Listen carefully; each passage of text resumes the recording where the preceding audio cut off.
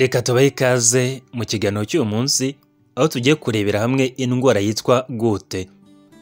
Turebera hamwe ikiyitera cyangwa se impamvu ziyitera, ibintu byakongera ibyago byo kurwara iyi ndwara ya gute, ibimenyetso byayo, uburyo isuzumwa ndetse n'uburyo ivugwa. Nanone burya iyi ndwara ni iki wakora kugira ngo bigabanye ibyago byo kuyirwara, cyangwa se niba uyirwaye ni gute wabana nayo nta bindi bibazo iguteje. Ubundi indwara ya gute ni imwe mu ndwara abantu benshi usanga badafiteho amakuru ahagije, ariko burya ni indwara ibabaza umubiri ndetse ni indwara ishobora gushyirwa mu ndwara zitwa rubagimpande. Ugenekereje mu kinyarwanda, gute hari n'abashobora kuyita ko ari rubagimpande abantu badafite amakuru ahagije, ariko ni indwara ahanini ishyirwa mu ndwara zitwa arthritis cyangwa se arthrite.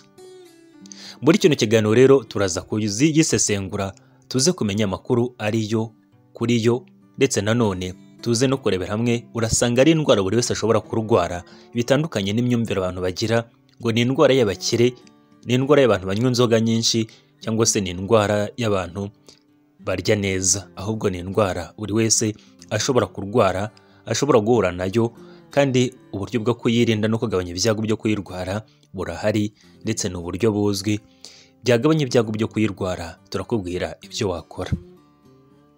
Ubundi gute ni indwara itera kubyimba mu mavi, ukababara cyane ndetse muri icyo gice cy'amavi. Nanone burya ishobora no gufata mu bindi bice by'umubiri, cyane cyane mu ngingo cyangwa se hariya amagufwa ahurira, yewe no mu ntoki hano nyine amagufwa ahurira uku, ugenda ufunga nk'igipfunsi muri izo joints ziri ku ntoki. Nanone burya gute ishobora no gufata ku mano cyangwa se kuriya mano hariya, uhina amano agahinira hariya amagufwa y'amano ahurira, burya nabwo ishobora kuhafata. Gute ishobora gufata mu mavi, ishobora gufata hasi nanone muri joints z'ibirenge cyangwa se ari ibirenge bihurira, nanone ishobora no gufata mu nkokora.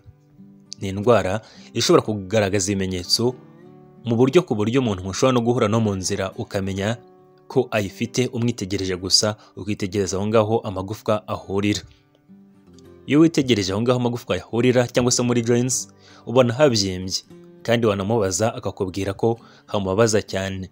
Ni indwara umuntu ashobora kumarana imyaka myinshi cyangwa se ibyumweru byinshi, nanone ikaba ishobora no kugenda ikongera ikagaruka, warayikize ikongera ikagaruka, bikagenda bihoraho gutyo na gutyo. Indwara ya gute rero ni indwara ishobora kwangiza aho ngaho amagufwa ahurira cyangwa se muri joint, nanone ishobora gutera ibyago byo kubagira utubuye two mu mpyiko, nanone ishobora kwangiza impyiko zawe.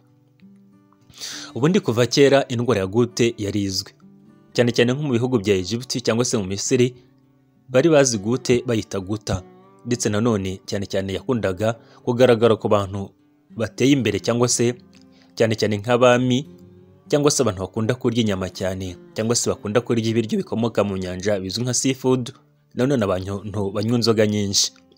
Ugasanga nyine ni abantu bakomokaga mu miryango y'ibwami cyangwa se abakire bari bazwi muri ibyo bihe. Burya n'umwami w'Ubwongereza witwa Ari wa karindwi, Ari wa munani nawe yarayirwaye, cyangwa se witwa Benjamin Franklin nawe muramuzi, ndetse n'uwitwa Leonardo da Vinci. Ushobora gusanga ari naho byavuye ko ari indwara y'abantu bakize cyangwa se bazwi, kubera ko aribo bagaragayeho iyo ndwara bikanamenyekana, bigatuma rero iyi ndwara ishakirwa amakuru yose bitewe n'abo bantu. Ariko ni indwara ya gute, ni indwara ubu ngubu ishobora gufata buri muntu wese, ubukungu yaba afite bwose, yaba ari umukene cyangwa se umukire, nanone n'ubwoko bwose yaba afite. Burya indwara ya gute ishobora kugufata bitewe n'impamvu zitandukanye tubuze kukubwira. Ubundi ni iki gitera gute? Hari impamvu nyinshi rero burya zishobora gutera indwara ya gute, ariko mu rusange igituma burya gute ivuka mu mubiri wawe ni ukuba ufite ikinyabutabire cyitwa urique cyangwa se uric acid mu mubiri wawe.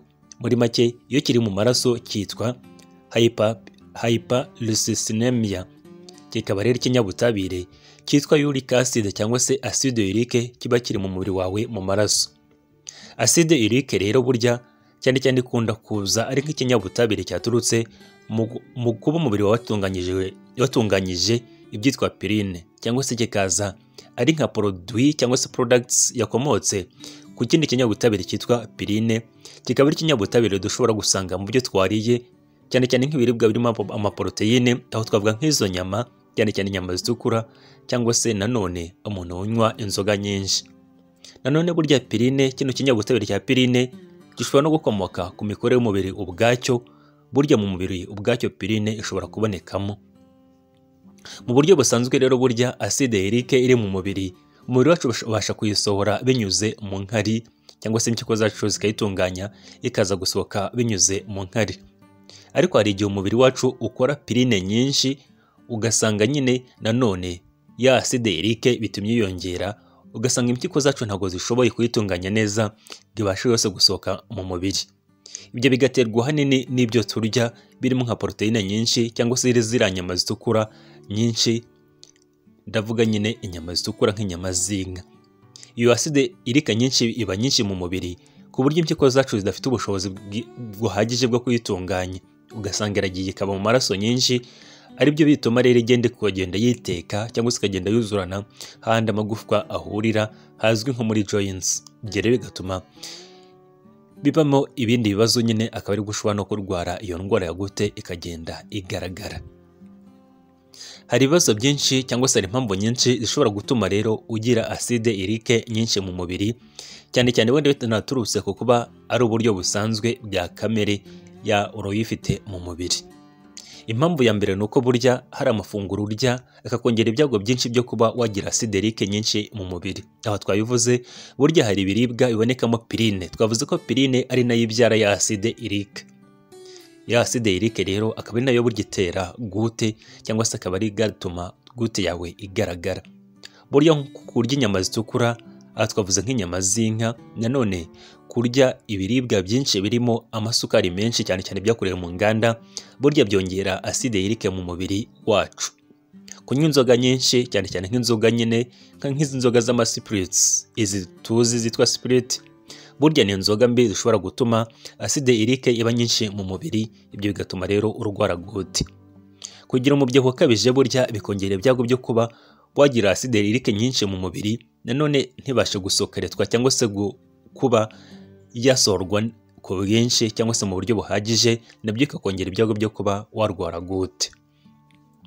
Burya imiti imwe n'imwe nk'imiti ya hypertension cyangwa se imiti ivura umuvuduko w'amaraso ukabije, imiti ya diabete, imiti nanone ishobora kuvura indwara z'impyiko, burya nayo ishobora kongera ibyago byo kuba warwara gute.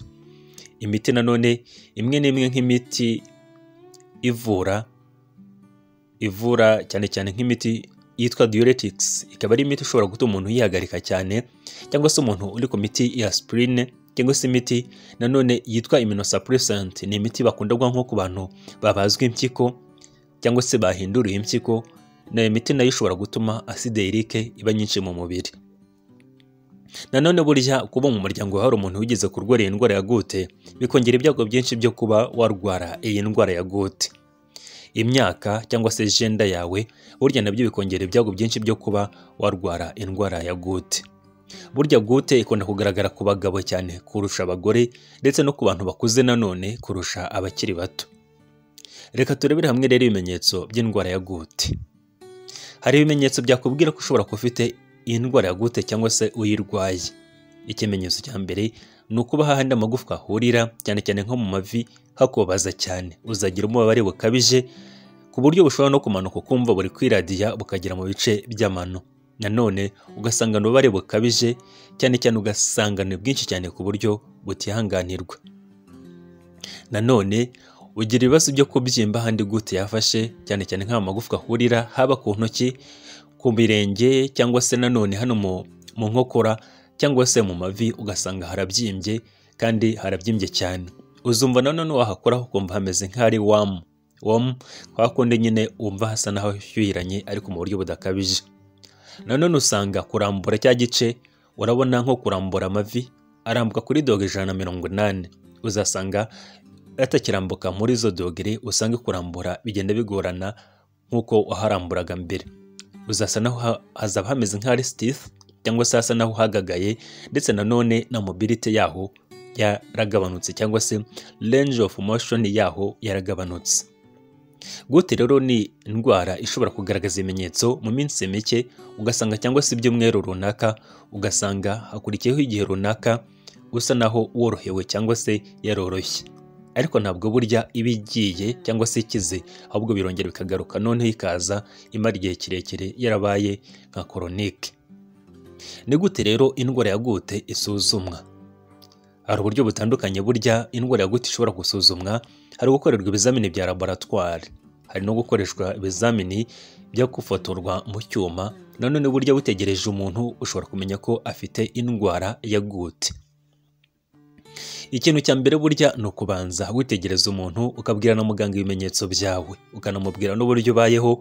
Ibyo bishobora gutuma umuganga afata umwanzuro wo kureba ahandi urwaye cyangwa se ahandi hakubabaza. Ubundi haba hagaragara, ubona muri cya gice kirwaye habyimbye, ndavuga ahandi amagufwa ahurira cyangwa se ahandi muri joints. Nanone bafashwe ibizamini by'amaraso byawe, bigaragaza ko byibuze ufite aside nyinshi mu mubiri wawe. Ikigero cyayo kiba kiri hejuru cyane ugereranyije nyine n'abantu batayirwaye.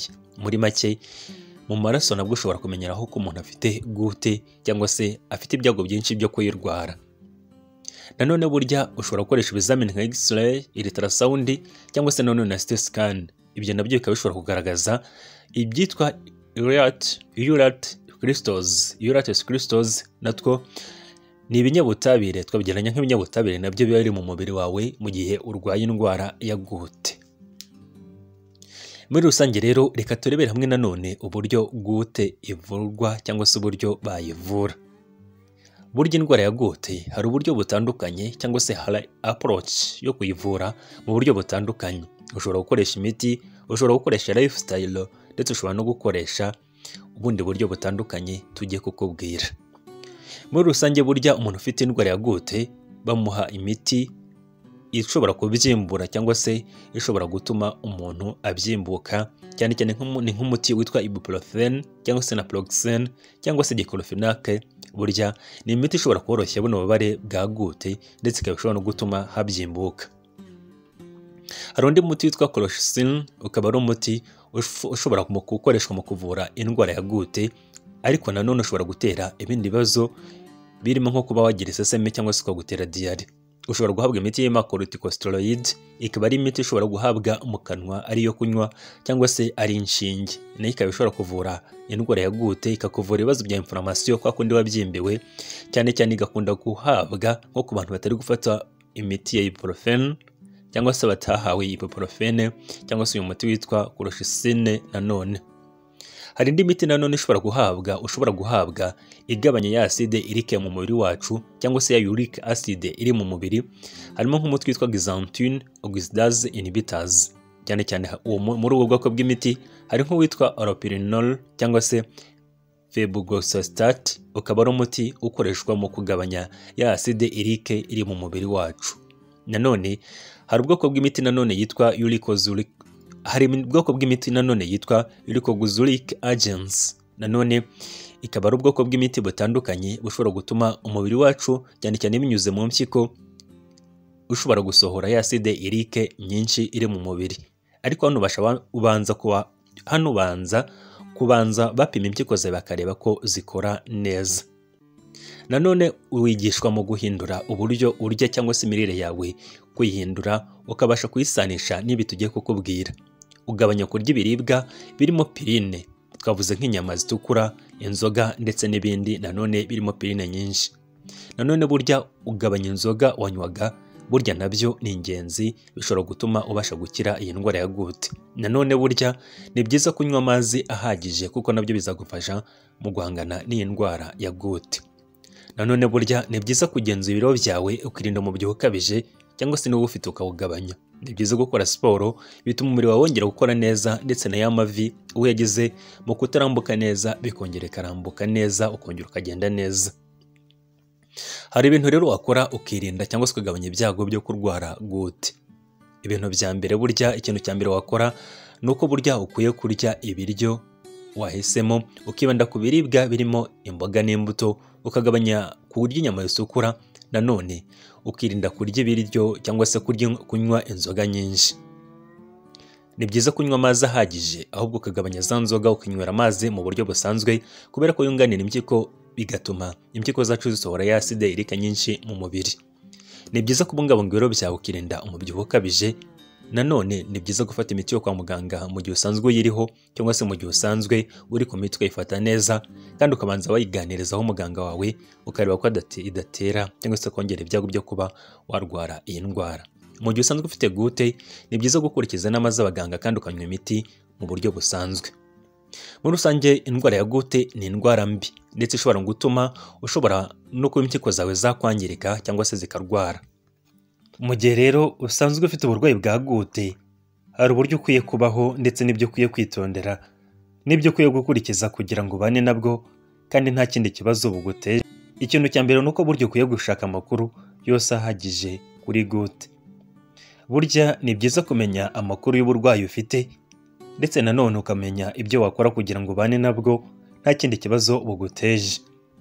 None burya ukwiye gukurikiza inama ndetse n'imiti uhabwa ukayifata neza. Twavuze ko burya hari imiti itandukanye ishobora gukoreshwa mu kuvura gute, ariko ni byiza kwayifata neza kandi ugakurikiza inama uhabwa n'abaganga.